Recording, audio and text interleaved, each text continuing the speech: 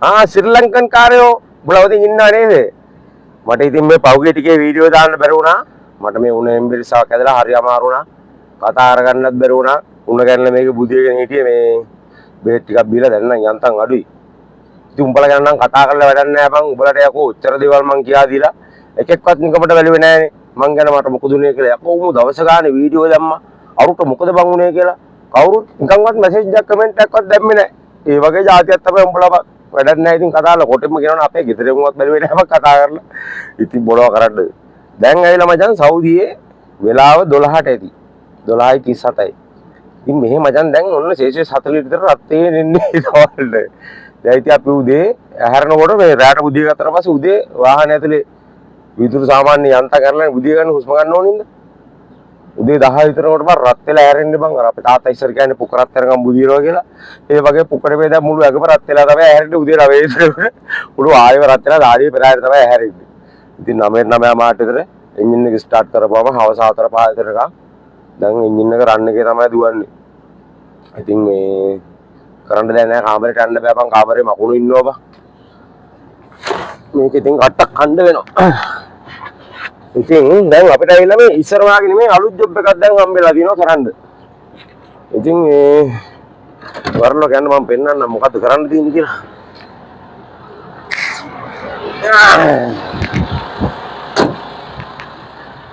කොහමද ඉර? පායනවා කියන්නේ ඉතින් මේ දවස්වල දවල් 12ට 1ට 2ට වෙනකොට සෙල්සියස් අංශක 40 විතර රත් වෙනවා බං. ඉර මාම දෙනවා වැඩි. ඉතින් මේ මාත් එක්ක හිටියා මේ මාස 6ක් විතර අප්පෝප්පේ හිටියා බාර ඉතිගේ උගේ කම්පැනි එක දුවන්න බෑ. උට මැප් දාන්න දෙන්නේ නැහැ. මැප් එක දාගන්නත් බෑ. කතා කරන්නත් බෑ හින්දි අරේ මේ. ඊට පස්සේ මෙහෙ ඇවිල්ලා මාස 6ක් විතර වැඩ කරා. ඊට පස්සේ අර සතනාම් කියන්නේ එන්ජින් එකේ ප්‍රොබ්ලම් එකක් ඇවිල්ලා මිනිහාගේ හෙඩ් ගෑස්කට් ගිහලා හෙඩ් ගෑස්කට් මාරු කරලා එන්ජින් එකත් හදලා තිබුණා. ඒත් එක්කම ඉන්ඩිකේට් ගියා. ඉන්ඩිකේට් ආවේ නැහැ. මේ වෙන දෙන්නෙක් තමයි ඇව්වේ.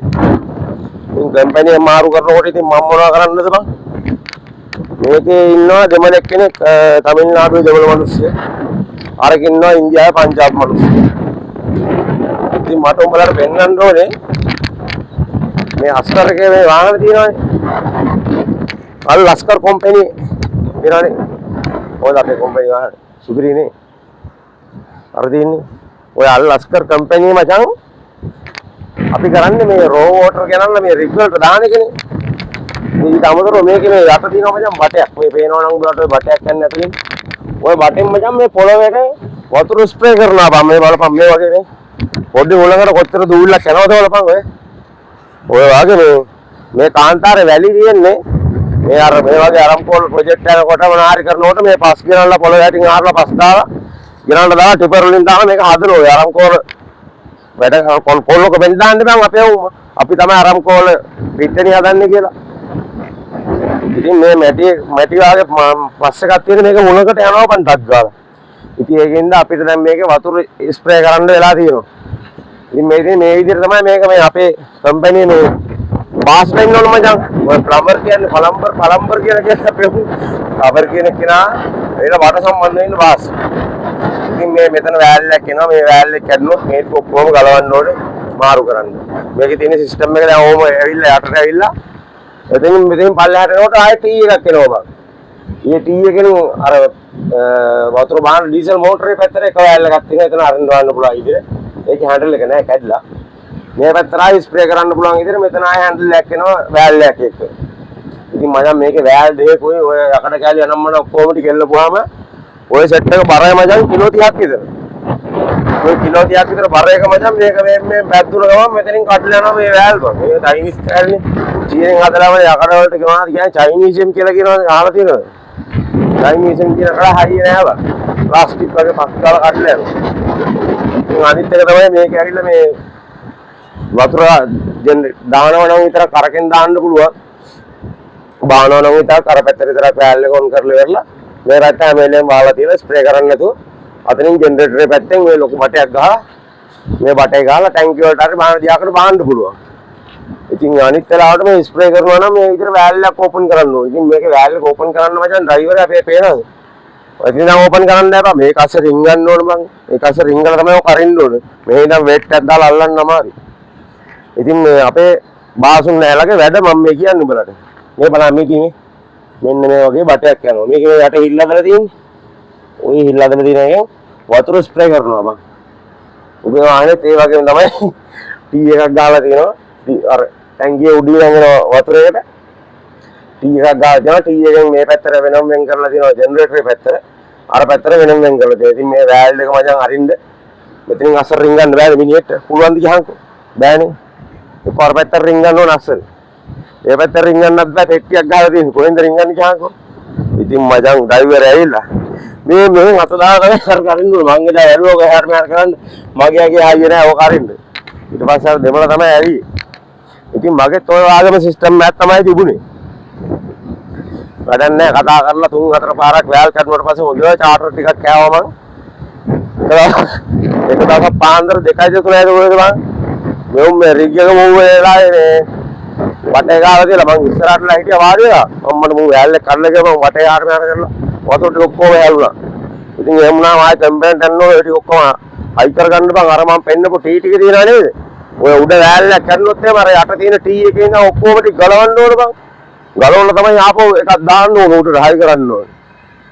ඉතින් මම ඒකින්ද මං වෙනස් විදිය කරා මං දුන්නා සෙපරේට් දෙක වෙනම ජෙනරේටරේට එනවා මැද කරාමෙන් එනවා මේකෙන් යනවා වතුර බාන මෝටරේ ඩීසල් මෝටරේට යන එක මෙහා පැත්තේ යන එකෙන් එනවා අර ස්ප්‍රේ කරන යටපටේට ඉතින් ඒක වෙනම ගැව්වා ස්ප්‍රේ කරන එකට දැන් මේක අර අස්සේ ටී එකක් තිබුණා වැල් තිබුණොත් ඕකේ වැල් අරන් අස්සේ යන්න ඕනේ අනිත් එකක් කඩනොත් එහෙම මාරු කරන්න ඕන ඒක මෙතන කරකවන්න බෑ මේ අස්සේ මේව කරකවලා අර උඩ එල්බෝ එකෙන් එහෙම කරකවලා මේ උඩ වැල් එකේම කඩනොත් එන්න ගේමක් දෙන්න ඕනේ ටී එකෙන් මේ මෙතන වැල් එක කඩනවා කියහන්කෝ ඔය වැල් එක කඩනොත් එහෙම අර ටී එක යටින් එකකින් ගලවගෙන ඇවිල්ලා මේ වැල් එක මාරු කරන්න ඕනේ ඊට පස්සේ ආයෙ එකින් එක මෙහෙ ඉඳන් හයි කරගෙන ආයෙ යට යන්න ඕනේ බං අමුතු සිස්ටම් එකක් බං ඉතින් මං කර වැඩේ මෙතන නිකන් වැල් දෙකක් තව දෙපැත්තට නිකන් දිනවනේ බං ඒ වැල් එකෙන් කෙලින්ම දැම්ම මේකට වෙන එකයි අර මැදේකින් යනවා ජෙනරේටරේට මේ පැත්තට මම මේ අඟල් 3ට එන එක අඟලට මම අඩු කරලා තියෙනවා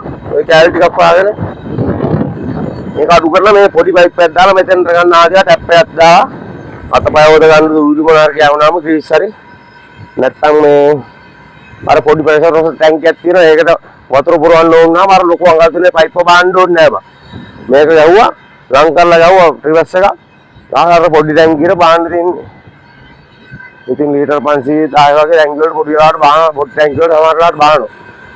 ඉතින් වැඩ ටික පහසු වෙන්න මම ওই විදිහට හදාගත්තා. දැන් මේකේ අපිට දැන් අලුත් සෙල්ලමක් පටන් අරන් තියෙන දැන් මේක වතුර දාන්න.